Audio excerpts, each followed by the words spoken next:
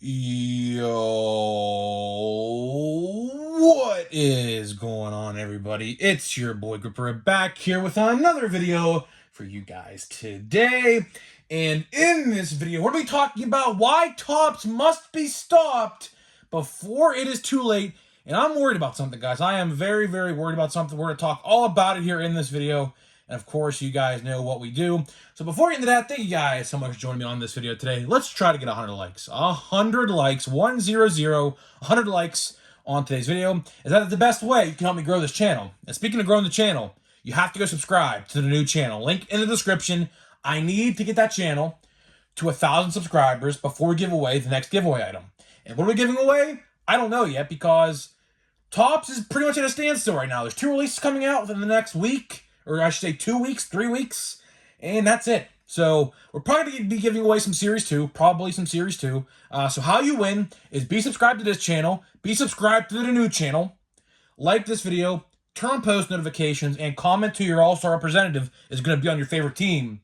I'll pick a winner once we hit 7,000 on this channel and 1,000 on the new channel. And speaking of the new channel, we're probably going to be doing Sunday Night Baseball watch along today, probably. I might have nothing else better to do tonight. I believe it's going to be, I'd like to say the Guardians and the Mets are playing tonight. I don't know. I could be completely wrong about that. But I'm pretty sure it's the Guardians and the Mets in Cleveland tonight as the Sunday Night Baseball matchup. I'm pretty sure it is anyways. But as soon as that game starts, we will be having a live stream. So tune in. Of course, it'll be a fun time. Hope to see all you guys in that comment and live stream comment section. And without further ado, let's get into the video here. And I'll tell you what. Today there was almost no video today. There was almost no video today because my power was out for quite a while today. Quite a while due to a quote-unquote animal disturbance, whatever the hell that may mean. But my power was out for a solid 8 hours or so. And I was thinking, there's a chance that, Sunday's video, because of course it's, it's Saturday right now. Sunday's video might get canceled. And, I don't want it. I hate to not make an upload. I usually do an upload a day. And people are telling me that I have the longest active upload streak in the hobby right now, from what I've been told. I've been uploading for 700 something days straight. I think. Almost 700. I think it's probably somewhere in the 600 range, probably, right?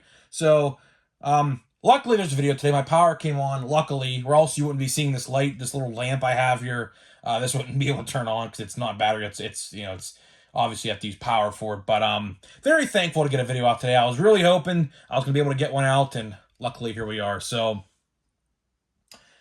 let's talk about why Topps needs to be stopped. This weekend, I guess, was a terrible time for the hobby. If you are a fan of the hobby, you guys know what BS Topps and Fanatics, not going to forget them because they're the ringleaders here. They are. We're not going to forget what happened here. We're not. As a collecting fan base and as, a person, I've been collecting since 2005, ever since I was 4 years old, right? This weekend was definitely one to remember in the wrong way, in definitely the wrong way. This Dutch auction crap that they tried to pull, right? I made a video yesterday, and a lot of people seem to disagree with my point.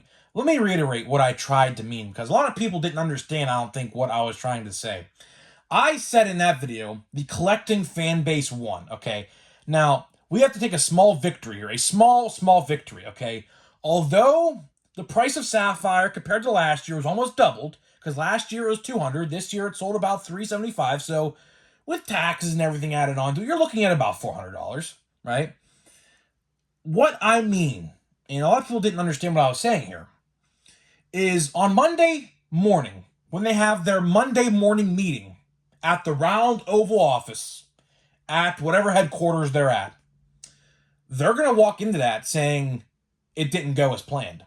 Because they projected an estimated revenue that they were going to make out of this. Because they thought that people were going to jump in at $500-$600 with the fear of FOMO, which is the fear of missing out, kicking in, right? That's what this Dutch auction was really all about. It was the FOMO. And what I mean by that is some people out there were probably doing this, I'd have to imagine, thinking to themselves, oh, it's at 600. Oh, how much lower is it going to go before it sells out? Oh my God, am I actually going to miss out? Oh my God, I have to buy a box right now. I have to buy a box at $675 right now. Oh my God, if I wait 5 more minutes, it's going to sell out, right?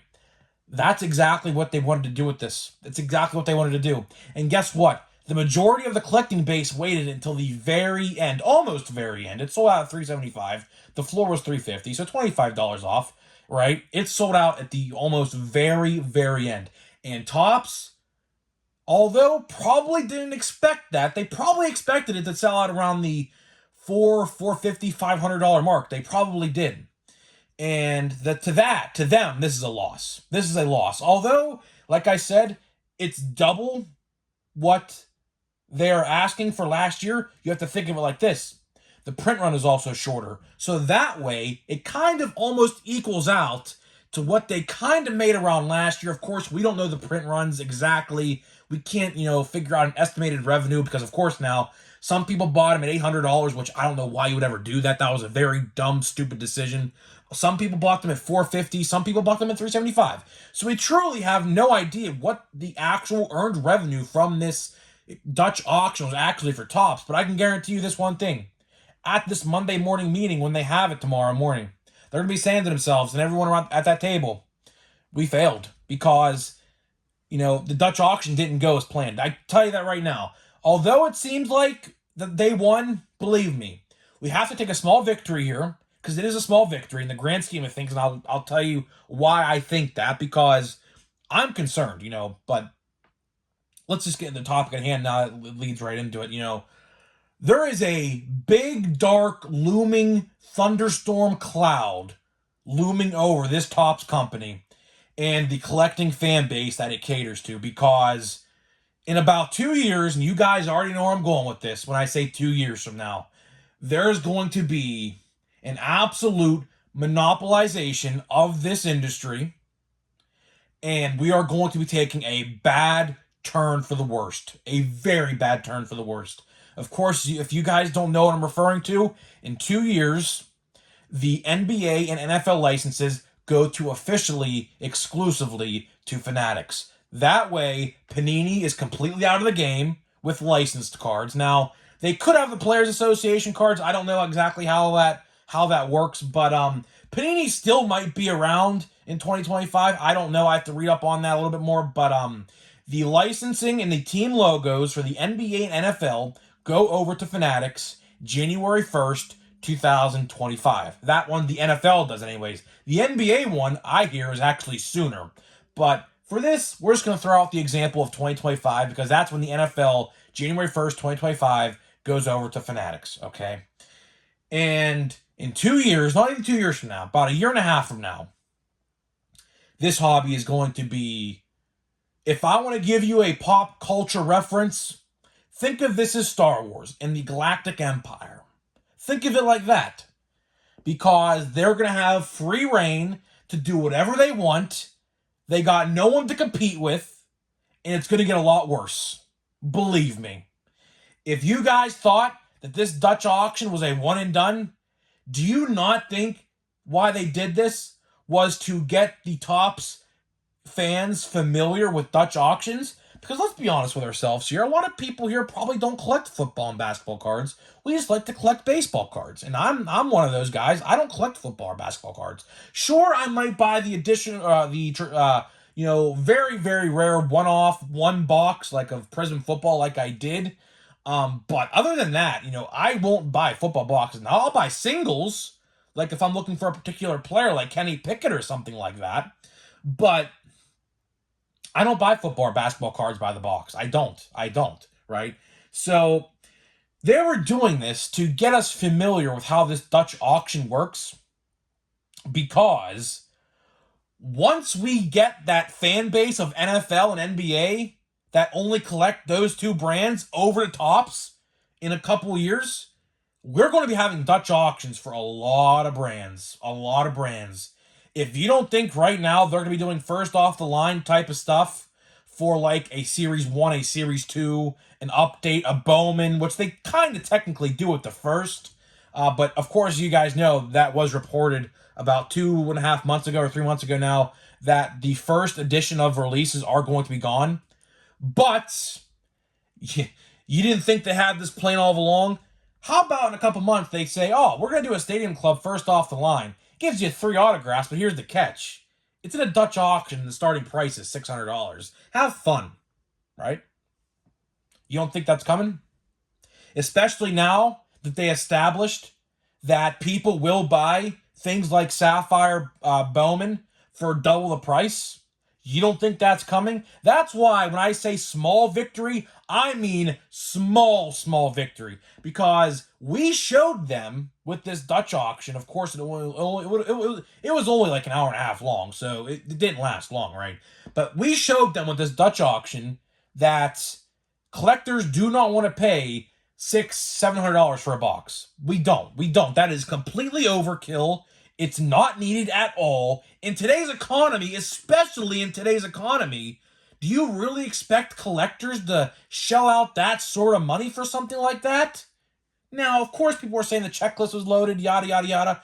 But do you really think you're really going to make your money back, especially if you bought a box for like $400, $500, $600? No chance. Unless you pulled some insane numbered parallels, an insane low numbered autograph parallel and then get a PSA 10 graded or something like that, there is no chance in the world you're even getting close to $400 back. You'd have to pull some great things out of a 32 card box, by the way, which I don't know how long the checklist is, but for Sapphire releases, the checklist is pretty freaking long.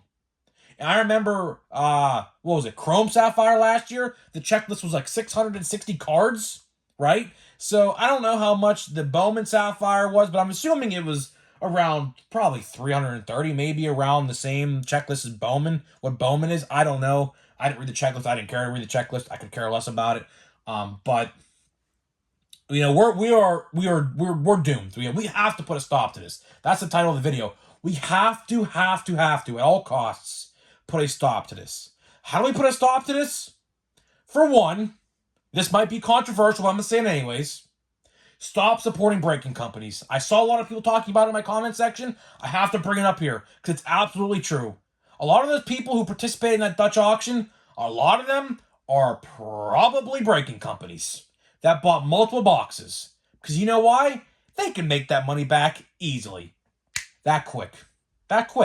If you're a big breaking company, you post the teams and you post the prices, as long as they're reasonable and compared to other people, of course, but they'd sell out relatively quickly, if you have a big following. We have to stop supporting those people. We have to. Because those are the type of people that are going to be buying these boxes at these absurd prices and trying to resell them and flip and make profit. All right? So, I mean, I hate to say that, but it has to be said. Breakers as a whole, now there's some good ones out there. I'm not going to say there's not.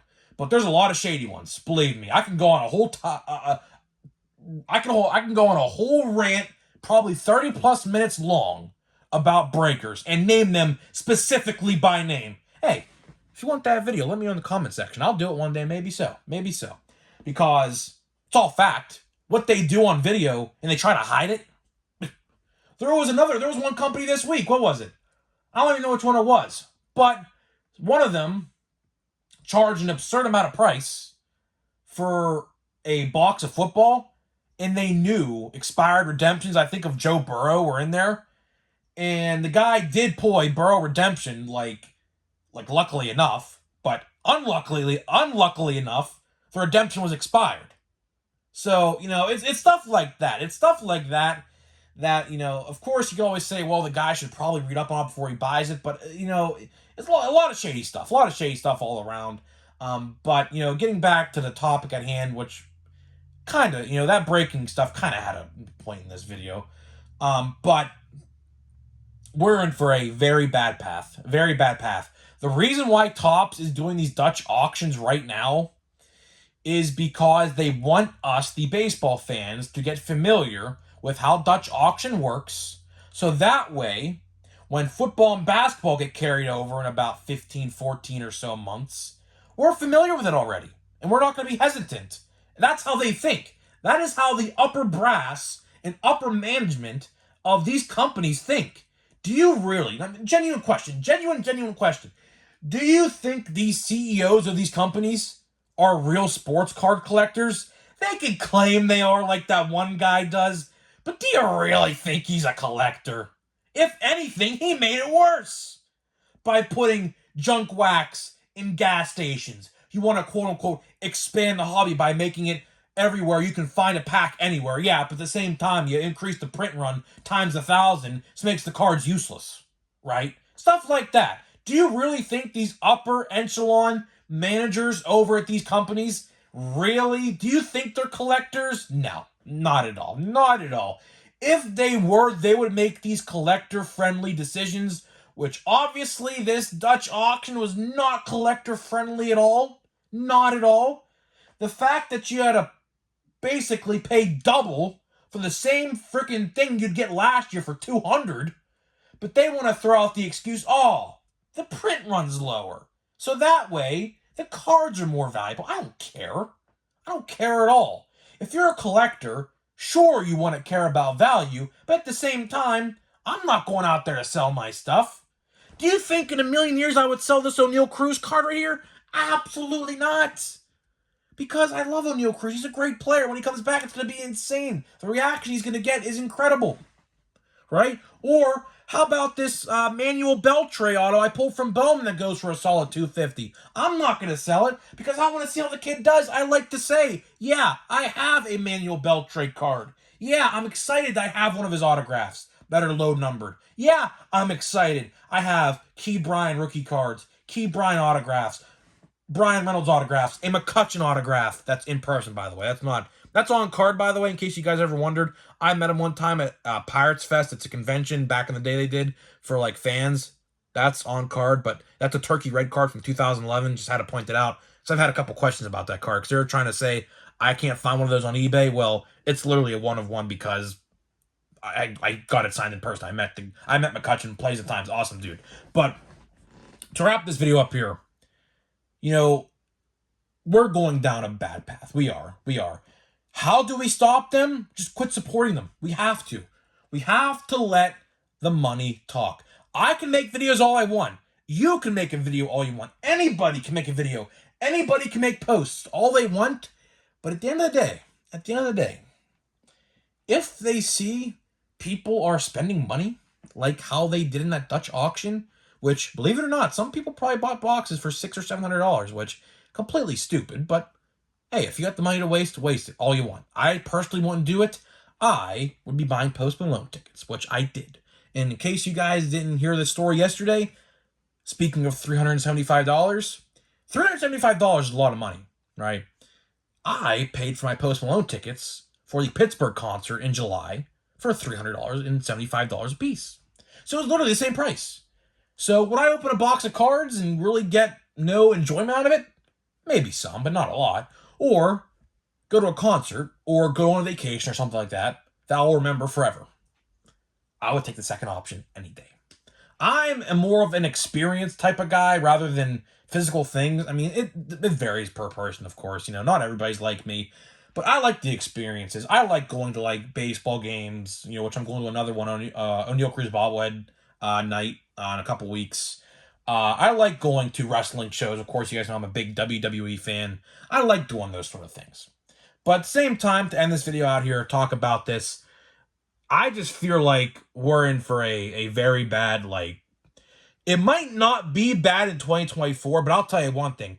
As soon as New Year's Eve rolls around next year and the clock strikes 12 to January 1st, 2025, the collecting world is going to be flipped upside down. It's going to. And I'm preparing you guys right now, like 16 or so months in advance, because you know it and I know it. Once Topps has a monopoly, which I don't even know how they're allowed to even do, because that is literally, I think, against the law and, the government protocols. I think, you could veto, these things, but it didn't get vetoed, so it's clearly happening, right? So, I just want to let you guys know, once that clock strikes, January 1st, 2025, the way we view Topps is going to change forever. And it already has changed in the last year when they were purchased by Fanatics. You guys know how bad 2022 was. Terrible quality control. Terrible, terrible mistake of no short prints in Chrome, which, speaking of which, I went to a Walmart today for the first time at this particular store, and I found a box of Topps Chrome just sitting on the shelf. I was actually fairly shocked to see it. Of course, there's no short prints in there, so I'm not even going to buy it. I'm not even going to buy it. There was one singular box of 2022 Topps Chrome sitting there on the shelf. I was like, holy crap. Am I back in 2022 or what? But to end this video here, just want to, let you guys know what's going to go on because, I do fear the turn for the worst. I do. It's going to happen. It's going to happen. It's going to happen. Just to let you guys know. So, hopefully some things change, but sadly, we're on our last box or pack of USA Baseball here. See the empty box? I liked USA Baseball. I did. I really did like this set. Now, will I go out there and buy a second hobby box? Probably not, because, of course, you guys know, if you guys are keeping up with the collecting schedule, June's going to be a very hectic month. June is going to be a very hectic month, and we're also going to open the silver pack of Series 1 I have right here. June is going to be a very, very, very hectic month in terms of collecting. At the end of this month, we have Heritage, which, again, I don't even know how to feel about Heritage at this point. You guys know what I think about it. Very, very hesitant, to say the least, on that stuff. But what else do we got? June, we have Donruss Baseball, which, again, a little iffy on that as well. And then we have Series 2 in June as well. So June is going to be a very, very, very hectic month for baseball cards. And the end of May. So let's see what we got. Here's the last pack we have here of this. We do have 2 hits in here because I can see them. So we got Cameron Johnson, Trey Morgan, numbered to 200. So that is a auto relic. Now, is he a position player? Let me see if I could tell. Collegiate team, so that's always a plus. Look at all those strings on his glove, by the way. Just point that out. Look at all of them. That's actually pretty cool. I like that. I like that a lot, actually. That's really cool. Wow. Typically, you don't see those many strings on a glove like that, but, I like how they're highlighted, too. Of course, his body's in, a white outline, as you can see, and, all the strings are in a white outline, too. That's actually pretty cool. And the last hit we got here in this box is a Maverick Rizzi. Maverick Rizzi. It's a cool last name. That's just a plain Jane napkin relic, as people like to call these napkin relics, numbered to 250. So overall, this box, I don't know how to feel about it. I'll take Dylan Cruz any day.